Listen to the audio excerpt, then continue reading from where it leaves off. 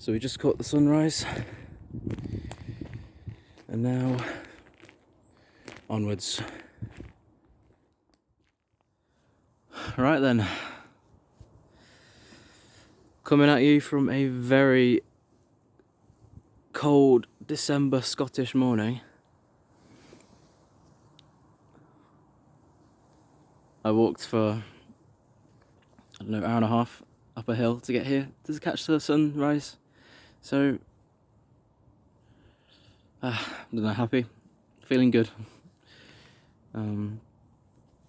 So yeah, this video is the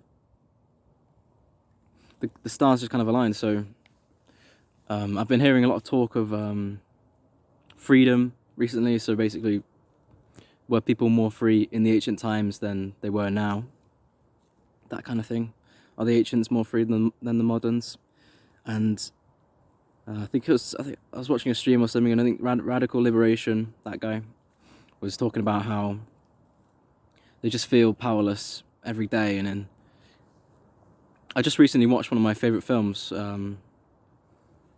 because I had some time to spare, and that film was Shawshank Redemption. One of my favourite films, save for the anti-Christian messaging, but that's another thing. And it was a particular scene in that actually struck me watching it again, and it was the scene after Brooks was gone, and after Tim Robbins' character Andy goes Joker mode in the warden's office with the with the old record player, and it's the scene where they're in the canteen afterwards, and they're kind of talking about hope and music, and Andy's got this so just these characters, who are they representing? That was what I was asking myself. And in my eyes, Andy Dufresne, he still kind of dares to peer down into his own soul and actually maintain some semblance of his normal self, and he's actually aware of himself in such a way that the others aren't. And it doesn't matter what kind of situation you put him in, it doesn't matter how much you take away from him, there's always something objective and unchanging about him that's unmovable, right? And he's just like an aristocrat of the soul, a man amongst the ruins. He will not let himself be subverted by his dire situation. He will not negotiate with subversion.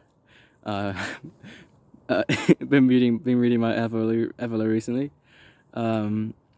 Whereas with his best friend Red, Morgan Freeman's character,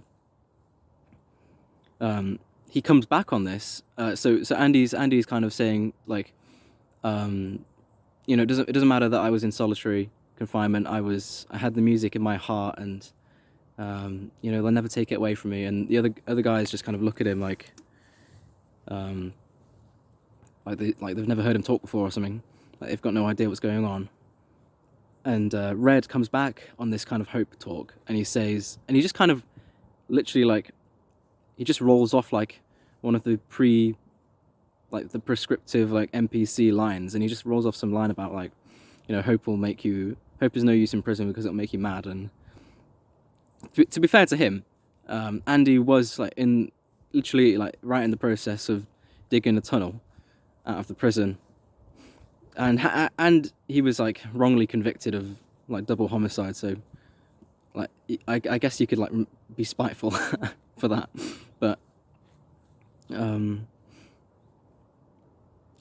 you kind of get he was as innocent as Kyle, basically. But so that could have spurred him on out of spite to. But you get get my point is, right? Red, for me, Red is Red and the rest of the UK, the plebs in the UK, are just they're the same. I'm not sure about the rest of the West, but in the UK, it's just Red and the plebs of the UK have the same attitude for me. like, not only would they not know beauty, not only would they not notice beauty, like, if they saw it, they've just kind of accepted their fate as prisoners, you know, and that has, like, penetrated all the way into their hearts and upper arms, I suppose, too. And it's just kind of, they recognise what's being done to them, and they kind of act accordingly, right? But they've got no hope at all of articulating it, and it's just kind of have to accept this, like, tragically low form of existence that the elites have kind of devised for us, like rats in a bucket. Like, what I'm trying to get at here is the way it's like Red has just been, he's let his soul be eaten away over time, or perhaps he never even had one to begin with, but it's just that kind of attitude. He's imbibed it, he's let it consume him completely, and to the point where he's just kind of forgotten how to live in a way. I don't know, he's forgotten what his purpose is, you know. He's just kind of a bag of flesh, kind of existing in the prison. And it just goes to show, like, how much, like, the soul of the general public has fallen, right? It doesn't just change the elites, like, and this goes for, like, the kind of managerial change in the elites, right? So it's changed the elites into kind of grey, glum managers, right? And also, like, brings about a shift in the attitude of the plebs as well, like, just the demoralisation and the propaganda and the atomization all coalesces essentially into the character of Red, Morgan Freeman's character. And yeah, they might even think of themselves as individuals, right? But if they actually have, like, an inner monologue at all, but they act as though they're institutionalized. Like, I feel like the people of the UK are institutionalized. You know, it's a stereotype that the British people are quite tame or quite obedient to authority, and it's just makes me sad. But, you know, at best, it's like one massive corporation. Like, the UK is like one massive corporation, and all the plebs are like low-level office workers.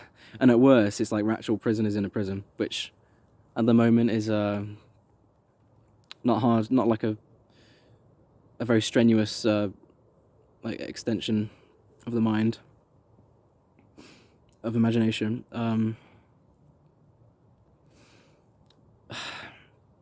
Like the state of the collective spirit of my people is, like, at the moment, is like shattered, broken, just accepting. It doesn't even long for death. It doesn't want anything. It's just kind of numb, nothing, dejected, apathetic. That kind of vibe. Just kind of like being dragged along by lumbering bodies as they stagger towards, like, products and, you know, detached sexual pleasure or whatever. That is, like, it's so difficult to describe, isn't it? But you feel it when you walk around town and you look in the eyes of some of these people. But anyway, a word also, so this doesn't get too long, just quickly, like, a word about, like I just mentioned, managerialism, right? And corporations or whatever. And, you know, can you really look me in the eye and, like, honestly say that Boris Johnson feels like a leader to you? Like, or that Keir Starmer leads the Labour Party, right? Because when I think about it, you know, obviously that's not the case, right? Starmer feels like a manager to me. He feels like and there's a big difference between what a leader and a manager, right? And I was just thinking, perhaps if you needed to plant, like, a seed in someone's head for whatever reason, like if you wanted to sow doubt in someone's mind, then I feel appealing to feelings you know, does Boris Johnson feel like the Prime Minister? I don't honestly think that someone would just, like, genuinely say, "Oh yeah, like Boris Johnson, he's the leader of the country. He's at the top of the hierarchy. He's the head of the government." So, yeah, you know, you can't say deep down that the elites actually feel as though that at the top of our society. So I feel like that could sow like a little inkling of doubts within someone that you were trying to convince. Maybe I don't know. So yeah, maybe you could just leave them with that thought, or you could be like, okay, well, you know, who are they taking orders from or whatever, right? Okay, but anyway, I think that'll do for now. Anyway, yeah. So I hope you can still recognize what hope looks like, and I hope you're doing well. And actually, like, consider what hope is. Like, is hope cringe to you, or do you actually have a genuine hope for the future? Because I'm a bit. Maybe I'm not so weird, but I have, like, in any given situation, I can just feel that things are going to go a certain way, and more often than not, I'm usually right.